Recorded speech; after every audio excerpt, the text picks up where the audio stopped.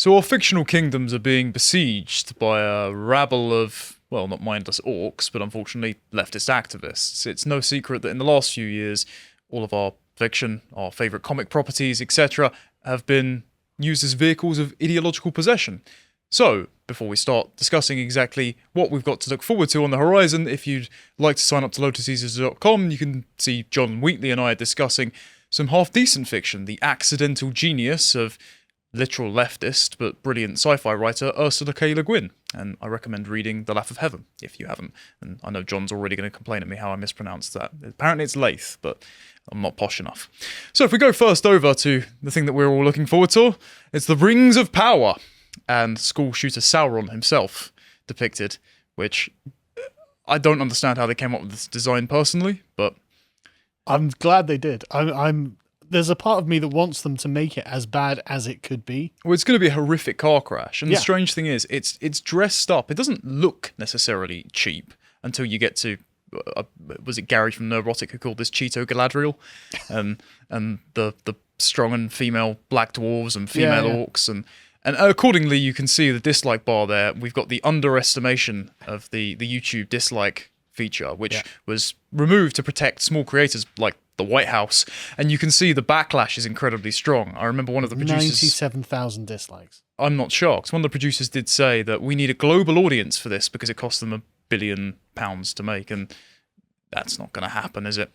So if we go to the next one, we can see how exactly the audience has been responding to Sauron. Oh, the tweet was deleted by the author. That's disappointing. But it was the image of Sauron, and it's his rings are ready, virtue weak, armor's heavy. There's deception, this soul already, Morgoth spaghetti. And if you look at the comment section on the actual video, it's just full of people saying he looks like Eminem. Yeah, because he does. Yeah, it's just frankly embarrassing to have your main Dark Lord Teenage villain Eminem from bloody 8 Mile. So if we go to the next one, here's everything we know about the Rings of Power so far. It's based only on the incomplete appendices of the vague Second Age, a story that Tolkien said we don't even really need to tell. So I'm glad that Amazon are dipping their fingers in this and polluting I was like, we'll the have lore. that one, please. Exactly, yeah. Well, they paid so much for the rights, and it turns out that they didn't really get what they bargained for. So they thought, we're just going to poison the well as we go. It means we actually might end with we see the formation of Gondor and Arnor and the last battle of men and elves, even though apparently, spoiler, Celebrimbor, who's meant to be in this, is dead. And so Galadriel takes the warrior role. Right, okay. But one of the showrunners said, the internet hasn't realised it's not her armour. And it's like, yeah, well, the problem is it's not her armour. That's fine. But we're kind of annoyed by the fact that you've taken the ethereal elven queen and made a Joan of Arc. This is like when Yoda pulled out a lightsaber. It's like, no, this is the wrong character. For this character is meant to be about wisdom and grace, not about warrior, vitality. As a kid, I loved it. Growing up, it is ridiculous to see a 900-year-old frogman doing backflips against Christopher Lee. It profanes what the character is meant to be about. I won't go on. That's fine. Well, speaking of profaning, I don't really trust the actual people that are making this, because in this article it says, Jurassic World's Fallen Kingdom director handles the first 2 episodes. The Wheel of Time and Doctor Who's Wayne Chi Yip handles another 4 episodes. And The Witcher's Charlotte Brandstorm directs the last 2. So a star-stellar cast of ruining franchises there. And speaking of the money they spent on this, can we go to the next one, please? Just to see the Numenorians, who look like a high school nativity play. They literally look like cosplayers. It's someone compared it to community theatre, and it's a medieval fair. Genuinely embarrassing. They look like characters out of the Holy Grail.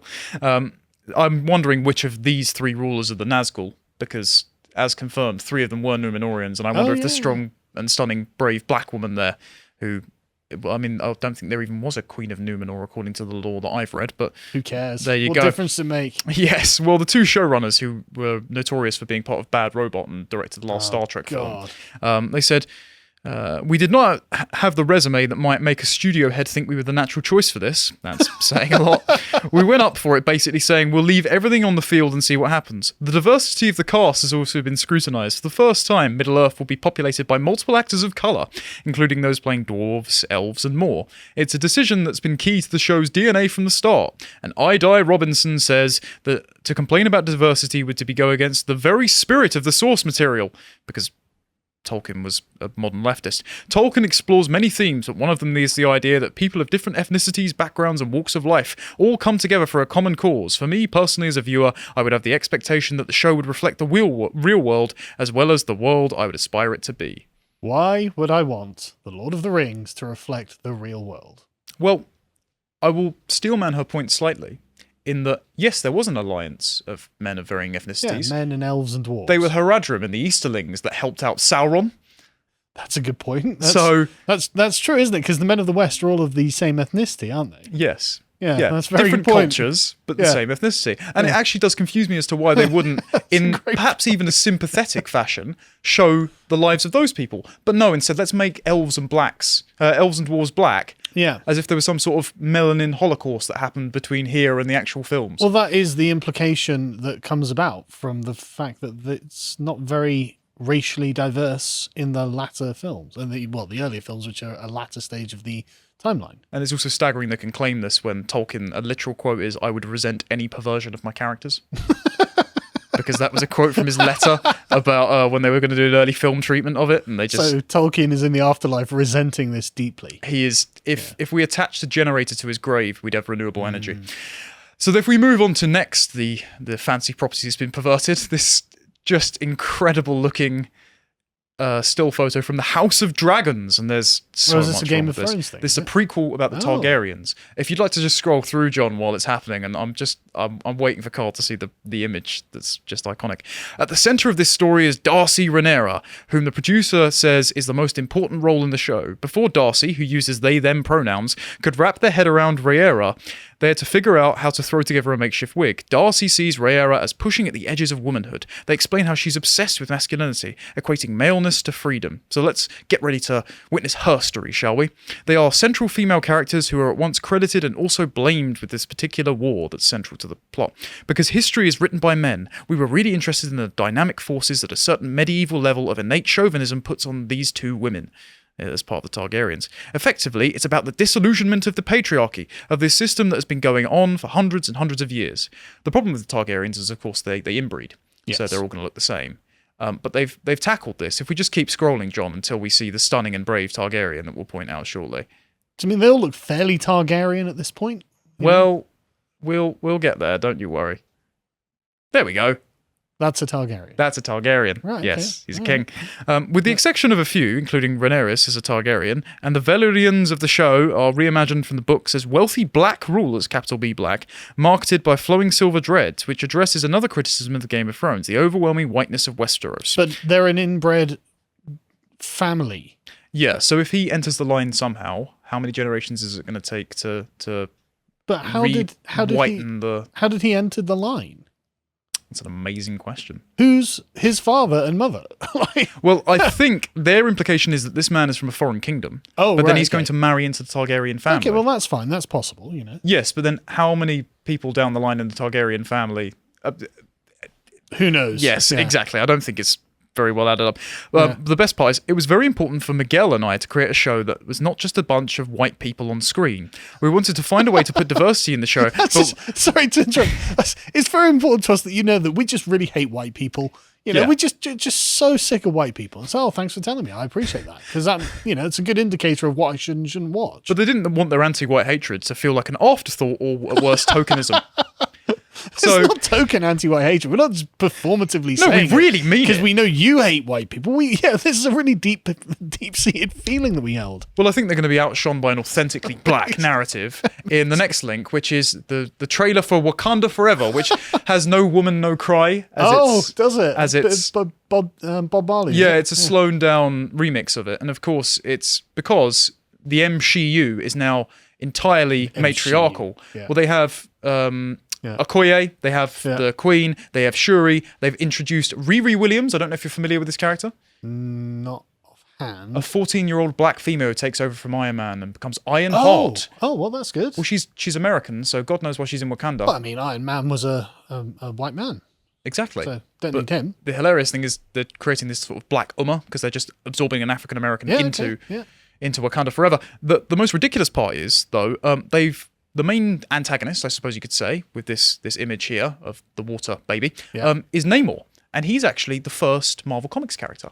Namor the Submariner. From 1939, he was in Marvel Comics #1, and he's half Atlantean and half Scottish. But they've reimagined him here, as you can see with all the white men that are plundering the depths of the ocean, as a lost Aztec king. Oh. And so defending the ocean against the white man. Exactly, and he goes to war against Wakanda. But my fear, I suppose my prediction, is that, of course, the oppressed communities realise it's actually a false flag attack. Right. And they're going to fight the US government together. And it's going to become just another sympathetic villain who wants a race war like the first one. Heroic. Yes, but obviously a lot of people are going to turn around and say, oh, there's a racial political element to this. Well, explicitly, yes. Yes, but there was actually a racial political element to the original one. Well, it's just not the one they think. So in this, he's Native American, as you can see. But if we skip over to the next link here, the original one, this is the original comic page. It's really poor quality because of the scan.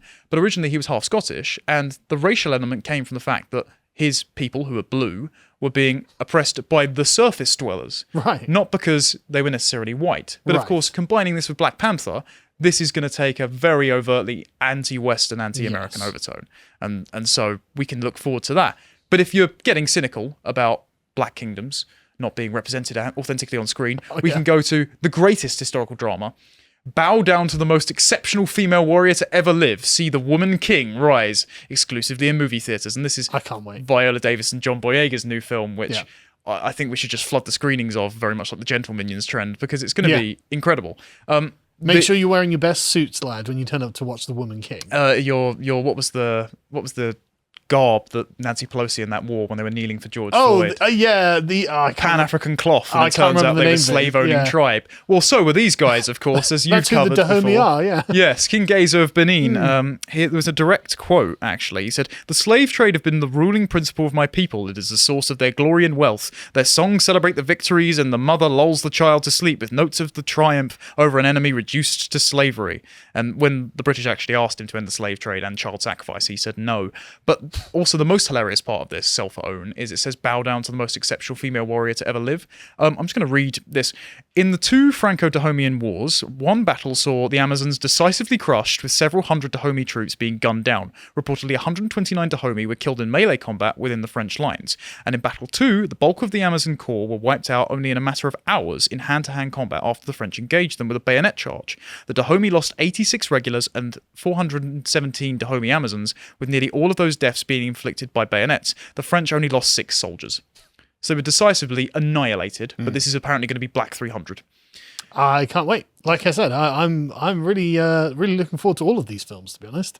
Well, there's a lot to hate watch coming up. That's the shame about it, though. If you told me a couple of years ago there's going to be a Halo series, an Obi-Wan Kenobi series, a Lord of the Rings series, and a Batman film all in 1 year, I would have cried with joy. Yeah, when you were starry-eyed and innocent. Yeah, and now I'm just furious or apathetic. But at least we can look forward to one last thing. It's a brand new Captain America film. Oh, good. New World Order. I'm Joe Biden, and I support the Marvel Universe. You know what, right? So I am way beyond trying to have any emotional attachment to any of this at this point. You know, because I mean, like, you know, a few years ago I'd have been like, well, you know, this new Lord of the Rings should have been done this way. This new Game of Thrones should have been done that way. At this point, I'm like, no, let them burn their piles of money. Let them produce the worst crap that they can think of and keep churning it out and put the message into everyone's faces all the time and make it as like what is Marvel now if it's not just racial propaganda?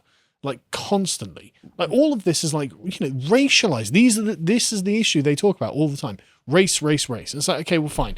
I hate it. You know, I hate talking about race, but like, okay, if that's all you guys want to do, I'm just going to laugh. Like, I see this as being like the product of an evil spirit that's taken over Hollywood. It's only going to get worse, because despite Eric July disproving that the X-Men is not a racial analogue, and Stan Lee's own note saying it wasn't anything to do with the Civil Rights era, I just thought it's mutants is an interesting way to give powers. Yes. They are retconning the X-Men's name as being the mutants, because they don't want men in there.